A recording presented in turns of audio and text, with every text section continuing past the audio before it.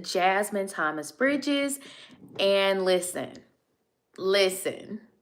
this episode is going to be the best of the best, okay? Because I'm talking all about the segment of how to start a business in general, all the challenges that I've had, ways you can overcome them. That's the best part about getting wisdom from coaches who have been there, done that. And that's what we really want to dig into is how can you avoid making so many different mistakes that I made. I've been an entrepreneur for 8 years, and I have fallen on my face, and I've had to get back up. And even right now, I am literally, in a up leveling period within my business. And while things are getting better and better, I'm happy, I'm proud, but it is a process. And some things I've had to wait on longer than I anticipated. So I'm going to give you the real deal. So if you listen to my last segment, or if you were on the live stream on YouTube, I was giving you just all the information about like how I quit being a full-time teacher. I was building my businesses, the hardships that I faced, the boom that happened within COVID,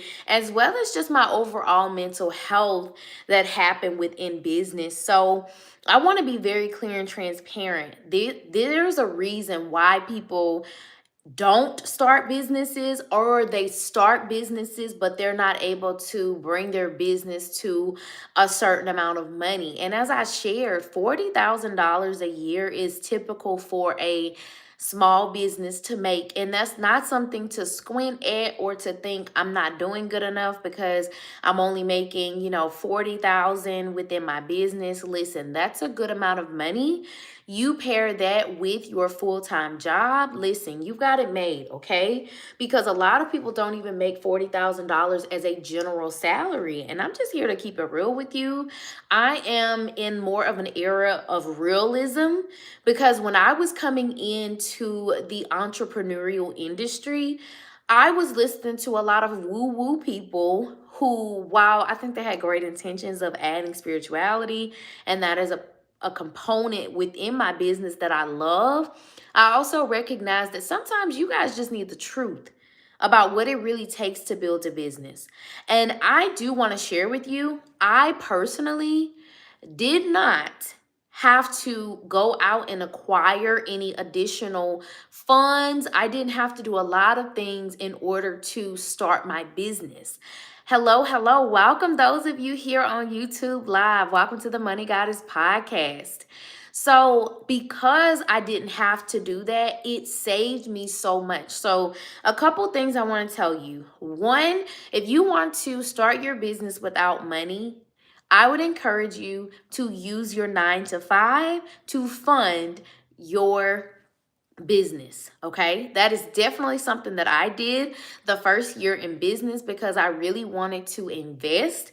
I was fortunate enough to be young and single, so I didn't have to worry about, oh, I have this, I have that, right? I was still obviously, living on my own. I still had bills to pay, but I didn't have the responsibilities of others.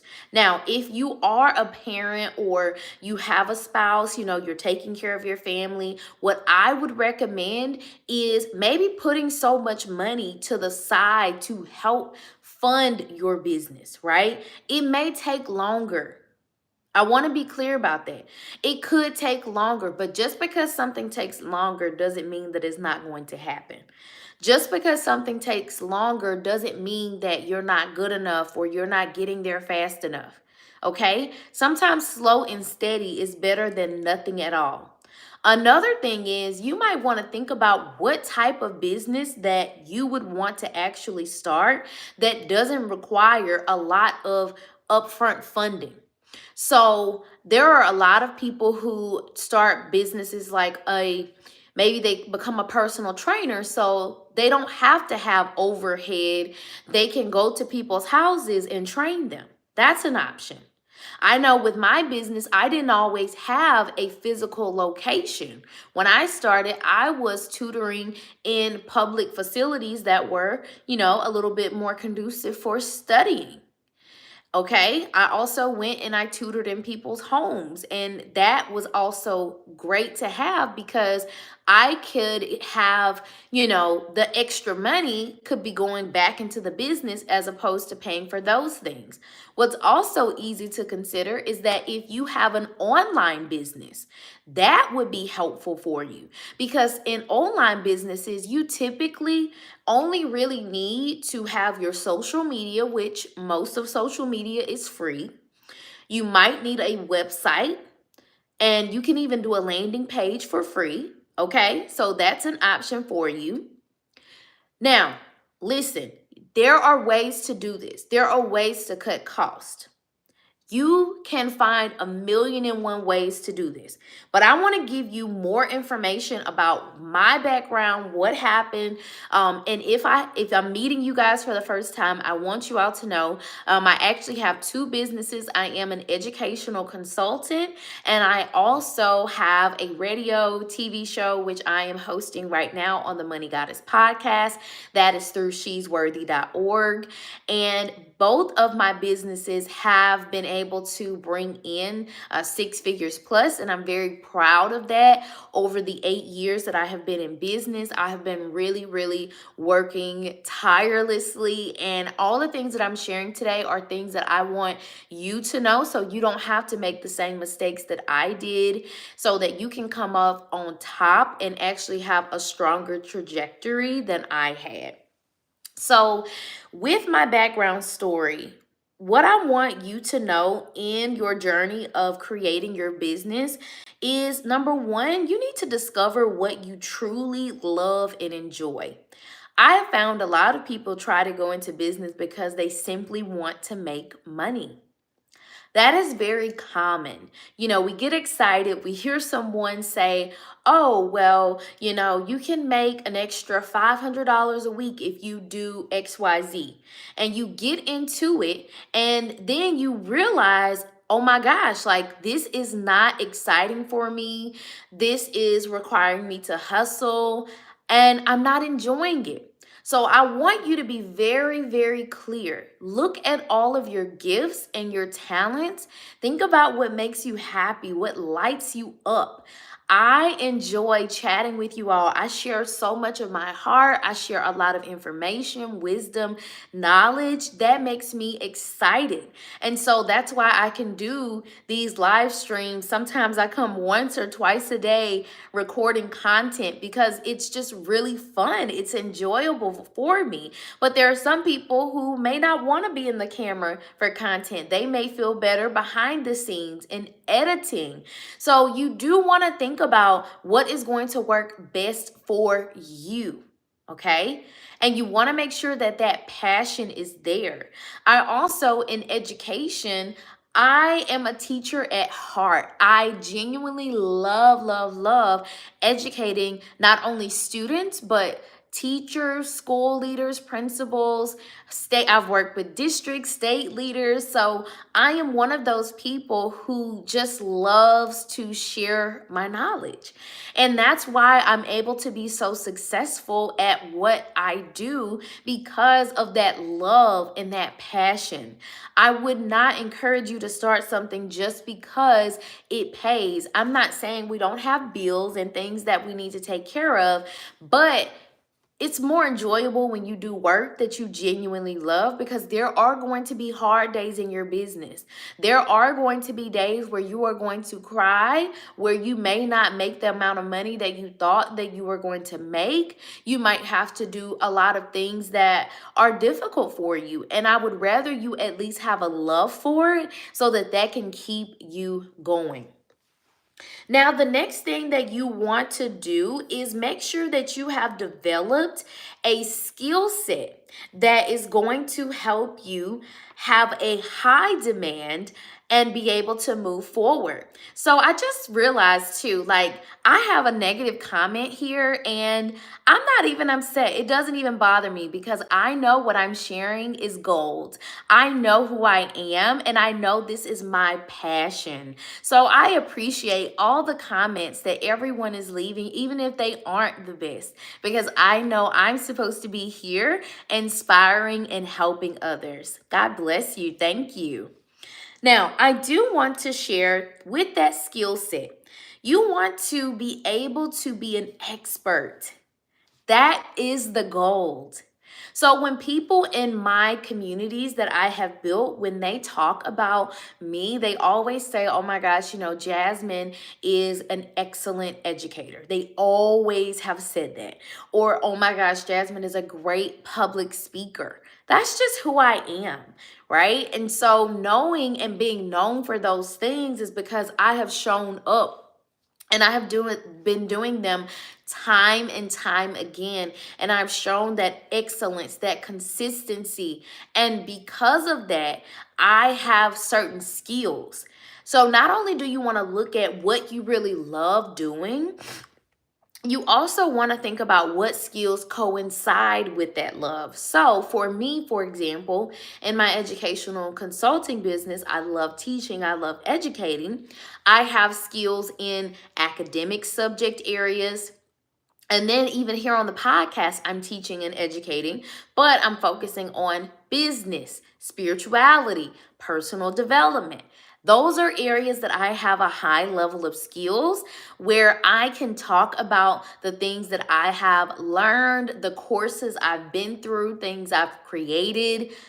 That is going to take you to the next level, right? And I know, for example, in education, propelling people forward, professionally developing them, that is in demand.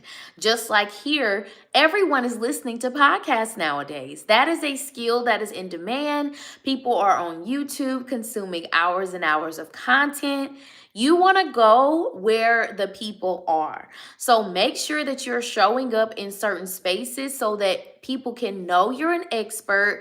Be consistent when you're showing up, and then those people are going to tell other people about you. They're going to form and become a community for you, and you are going to be the person that they go to when they need that specific skill.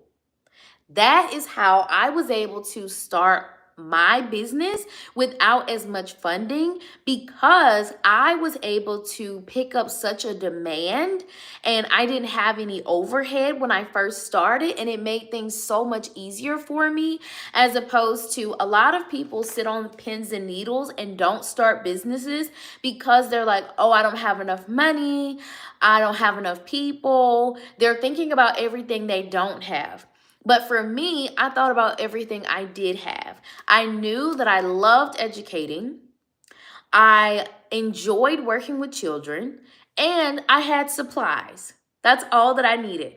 There was this little crate that, it wasn't a crate, it was like a little storage container that I carried with all of my supplies to people's homes, to people's houses, the library. And that was enough for me to be able to start bringing in money for my business. That is what you have to do. Take what you have and make it work. Be resourceful. That is another skill that you are going to want to develop while you are in business. When you are resourceful, that is going to give you the most momentum in getting and acquiring more profit within your business so that you can reinvest in the business. Now, let's talk about actually starting your business. So, listen, I am not someone who is new to this. I want to be very clear. Even before I started my business legally, I had been basically having business experiences. I helped my mom to sell Avon. I was a consultant myself. I have always had a business mentality. So I also want to tell you a story, and entrepreneurship is just in my blood. My dad was in welding school. This was in the 90s, and he could not work because his schooling required him to go to school full time. My dad was like, look, I have an unemployment check coming in. He took, I believe, was it five? Okay. He took $20 of it. He gave my mom the rest of the unemployment check. The $5, he told my mom, hey, take this $5 and please buy me some peanuts so I can boil them. All right. He boiled those peanuts, sold those a bag of peanuts. I believe he sold them for about $5 a piece, $3 to $5 a piece. And he would flip that $5 and make 25. I mean, what can you do with that? Like, that is where I come from. Even though my family grew up in poverty, and I even grew up in poverty, especially after my father passed away, you just gotta know how to turn things around and hustle. Now, do I have the hustle that I used to have when I was in my 20s? No. I am not the same person that I was hustle wise. However, I've gotten a lot smarter, and instead of working hard, I work smarter and I make things easier for me long term so that things can be sustainable. So that's the reason why I wanted to share that story, because I want you to know I know what I'm talking about, because I've been there, done that, failed a million times, and have gotten better. So, in starting your business, number one, I really do want you to think about in creating a plan. I hear people talk about their business plans and they don't really go into the details. And it might be because you're not as knowledgeable about the market. You might not be thinking about the economy and all of those things. I'll give you an example. So, right now, what we're facing in the educational sectors is that schools have no longer have the ESSR money. They have to spend it by the end of the year unless their state extended it into next year. And that demand for support or the COVID funds is just not there. And so things are changing in educational technology. Schools are cutting back. They're going to be budgeting, right? So I know that market very well.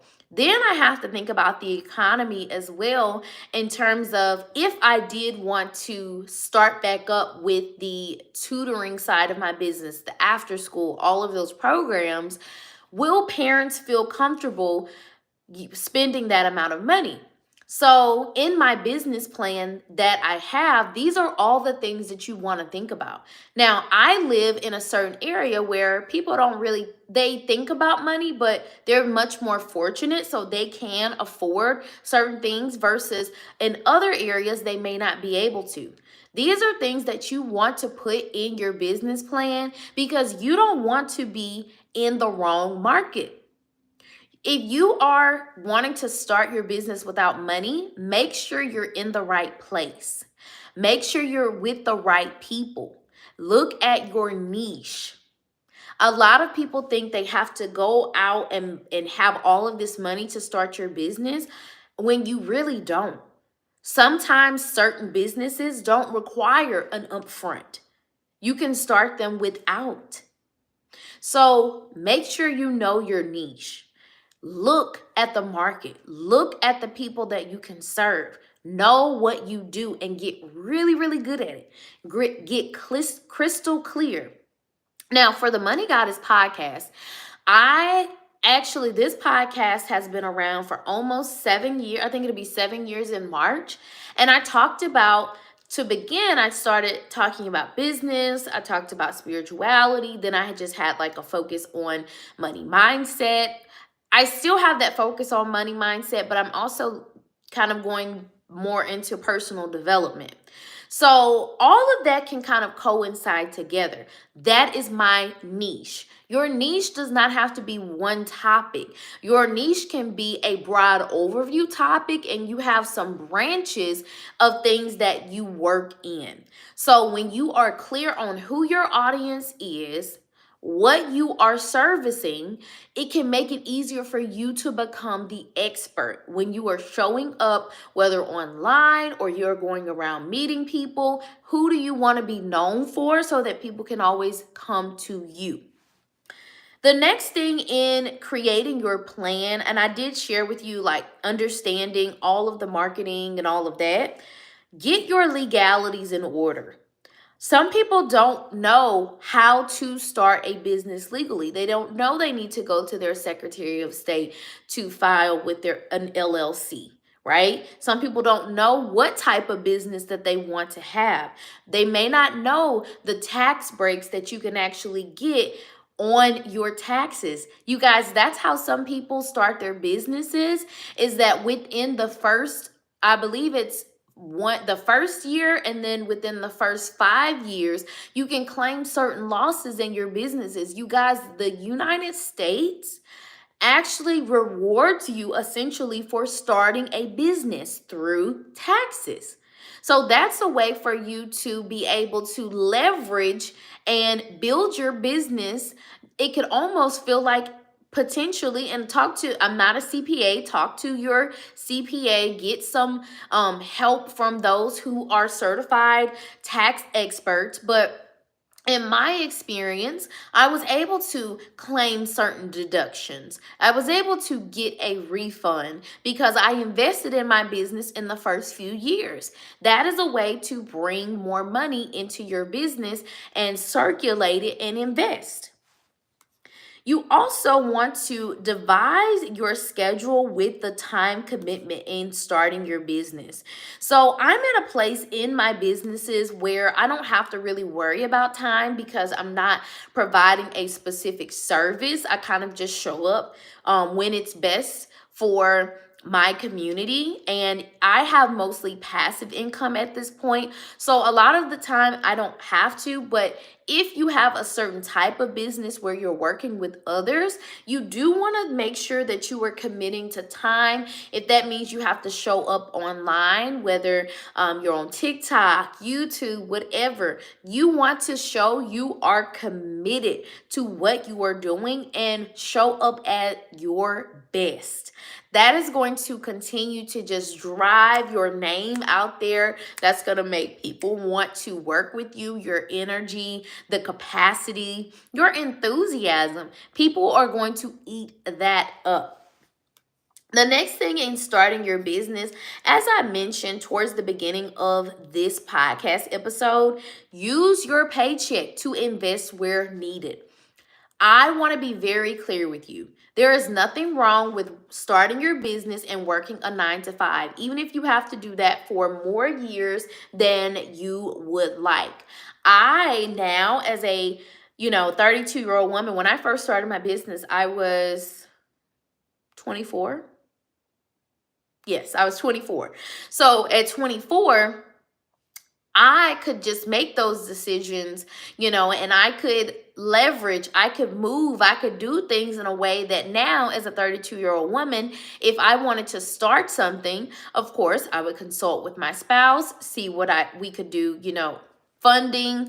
Let's pretend that I didn't have a business at all, because now I don't really, I don't have to do that. But if I didn't have one at all at this point, it would take a lot more momentum in investing in it. And the best way that I would have done that was to use my monthly or bi-weekly or weekly funds that I'm bringing in, setting that money to the side, investing, taking it step by step, writing out, okay, how much am I going to put to the side? How much am I spending? I want to be crystal clear so that I can see the results of what I'm doing. And what I've also learned too is that a lot of people like to invest money, but they're not really trying to see if it's going to generate a return, if that is the best investment for them. You have to make sure that you understand what you are doing and how you are going to do it. And lastly, in starting your starting your business, is to limit your expenses. I've noticed that sometimes in business, people will tell you all these different subscriptions you need. Nada. I didn't even have a website when I first started my business. And no, when I started She's Worthy, I don't think I had one. Then I created one with Wix that was free. And I did the same thing for my educational business, Limitless Learning. You can do that until you are ready to invest in that and actually build it out. I have had a lot of people, work on mine over the years to be what it is now. And eventually I'm going to do some more work on it. Take your time. You do not have to pay for everything. There might be some memberships that you are wanting to join. You might think about networking, things of that nature. Look, take a moment, think this through. Maybe just one, group or membership of entrepreneurs would be better instead of spreading yourself across 3 or 4. Okay, limit your expenses. You do not have to do everything. Focus on one thing at a time and what is going to give you the greatest bang for your buck. How can we see the results of what we're doing if we're spread out everywhere? So now I want to talk about your financial goals and thinking about if you want to make your business full time. So I did make my business full time. Do I have any regrets? Probably not. But do I feel a little bit more burnt out and sometimes overwhelmed and my mental health takes a toll? Absolutely. I will not lie to you about that. And I've always been very transparent that just because I have successful businesses doesn't mean that I'm not struggling mentally in terms of keeping them together. I have other employees that I have to think about, making sure that I'm hitting certain sales goals, doing these different things, balancing my family, all of that. It is hard. But for some people, you may not want to take your business full time. I actually don't recommend that for everyone. I don't. Because you want to think more than just, oh, I like this right now, 1 to 2 years. No. Is what I'm building sustainable? And can I sustain it for 5 years? And if the answer is no, if you don't have the ability to do that, then no, you don't need to go full time. Now, I was not thinking like this 7 years ago. I just wasn't. I was excited, I was passionate, and I was just ready to dive head first. And I don't regret that. I think that's a good thing because a lot of people never take that jump. They never start a business. Even if they take it slow, they just don't ever get the guts to do it. And I want to share with you guys, please don't feel the pressure to quit your job.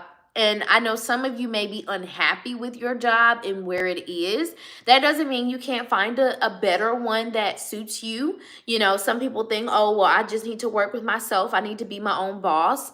First of all, you are your own boss. I don't care if someone is your superior. You are your own boss, right? You can still have your business and you can also work with someone else. Even when you have your own business, you still have to listen and work with other people. Like, I don't know who created this idea that just because you have your own business, you don't have to show up. You don't have to listen to people. You don't have to do certain things. You have to meet certain codes and like, I don't know if you guys are familiar with like the Better Business Bureau. You have to have certain protocols, especially if you're in specific industries. Like, I know the healthcare industry, oh my gosh, like it's just so many things that you have to meet in having those businesses. We all have a boss, even people in business. You have somebody you got to answer to. That's just a part of it. So anytime you hear that, that is more so the ego, like, oh, I want to quit because I want to run my own thing. If you run your own thing and you think that you're going to be able to do that all by yourself, you don't need any help, you don't want to collaborate, you don't need a business. So think of a financial goal if you do want to go full time. And just create a timeline. Like, maybe you want to go full time in 3 to 5 years. That is the timeline I would put. Now that I am a more established business owner and I am like a woman with a family, I would take my time versus back then it was a year and some change that I did it. Now, I would say check your savings, check your 401k, really think about, is this what I really want to go forward and do? Have I done enough savings? Have I done enough 401k? Because you may have different expenses that come up in your business. You're also going to have personal expenses. I would recommend, hey, 1 year of living expenses. If you don't have 1 year of living expenses, I would not go full time. You guys, emergencies happen all the time. And that was just for me something that I was so like naive to. And I don't want anybody else to make that same mistake. Things happen. Things happen. You might have a loss in business. Your business, heck, there were some people that started their business in 2019 that had a great boom, and then here came COVID, and a lot of people had to shut down and they have not opened up again. So you really want to be clear, crystal clear on your financial plan. Are you really ready to do this? And also, please do not feel bad if you have to go back to your 9 to 5 because you gave yourself a year and it didn't seem sustainable. Maybe you had a boom, you had certain months that you made a certain amount of money, and then other months was a lot slower than others. Do not feel bad. You have to live. And that's what I don't think entrepreneurs, at least those who are successful online, maybe they didn't have to worry about this. Maybe this wasn't something they thought about. But I know for me, it was something that I thought a lot about. Not only do I want to live, I want to live happily, and I want to feel good about what I'm doing, the impact that I'm making. And I know also too, your mental health is important. So even me, and I've shared this, while I'm still going to have my 2 different businesses, I am going to work full time because I want to have better mental health. When I do my businesses on the side, I have found that my mental health is better. I'm not worrying as much. I'm not in that hustle mode. I can just kind of relax because I know that a certain amount of money is coming in. I also don't have to worry about managing people as much either. That is nice to be able to relax and not have to work. Sometimes I don't want to be the boss. I don't know if anyone can relate, but that is where I am at. If you found this helpful and useful, please let me know. She's worthy 2017 at gmail.com is where you can email me and just reach out. If you're listening on Apple Podcasts or Spotify, make sure you leave a review and just share some insight. You can also check out shesworthy.org for all of my courses, products, everything you need to be able to start your business, work on your money mindset, your spiritual life, all of the above. I love you guys so much, and I'm so happy you were able to join.